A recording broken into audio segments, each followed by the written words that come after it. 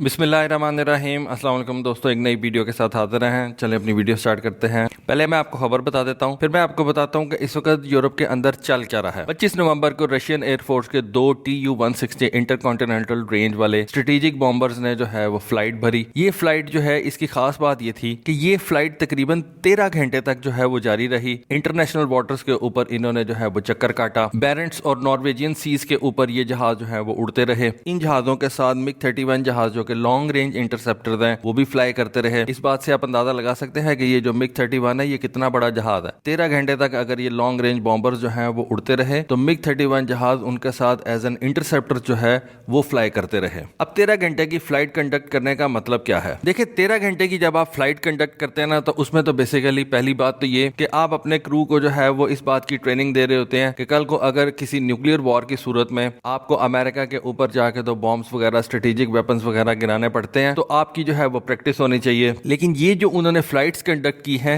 ये उन्होंने Norwegian seize के ऊपर कंडक्ट की हैं। अगर अमेरिकन बॉम्बर्स ने अमेरिका के ऊपर बॉम्बिंग रन करना हो, स्ट्रेटेजिक वेपन्स फेंकने हो, तो वो आर्कटिक के ऊपर से जाके तो वो अमेरिका के ऊपर बमबारी करेंगे। इसी वजह से आर्कटिक के बाद इन बॉम्बर्स को कनाडा के ऊपर से गुजरना पड़ेगा। इसी वजह से अमेरिका ने कनाडा के साथ मिलकर ये नोरैड जो है ये बनाया हुआ है। नोरैड से बेसिकली बनता है north American aerospace defence command. इस डिफेंस कमांड के अंदर अमेरिका और कनाडा शामिल होते हैं। अमेरिका ने कनाडा के नॉर्थ के ऊपर बड़े हैवी किस्म के जो है वो रेडार्स लगाए हुए हैं। ग्रीनलैंड के ऊपर भी ये रेडार्स हैं, आइसलैंड के ऊपर भी कुछ रेडार्स जो है उसने लगाए हुए हैं। और ये रेडार्स जो है ये रशियन बॉम्बर्स को जो है वो डिटेक्ट करते हैं कि रशियन बॉम्बर्स अगर आर्कटिक के ऊपर से जो है वो होके अमेरिका की तरफ आते हैं स्ट्रेटेजिक बॉम्ब्स वगैरह फेंकने के लिए, तो उस सूरत के अंदर ये जो नोरैड है ये रशियन बॉम्बर्स को, रशियन इंटरसेप्टर्स को जो है वो डिटेक्ट करता है और फिर उसके हवाले से फिर वो अपना जो है वो डिफेंसिव मेजर्स जो है वो अमेरिकन लेते हैं। तो एक तो ये जो इतनी लंबी फ्लाइट है ना, उसका मकसद ये है कि अपने क्रू को तैयार करना कि अगर आपको लॉन्ग रेंज बॉम्बिंग रन करना पड़ जाता है तो उस सूरत के अंदर उनकी प्रैक्टिस जो है वो पूरी होनी चाहिए। उस सूरत के अंदर उनको जिन भी चैलेंजेस का सामना है वो वॉर टाइम से पहले ही जो है उन चैलेंजेस को देख लें, उन चैलेंजेस से लड़ने के लिए उनको जो है वो प्रैक्टिस हो जाए।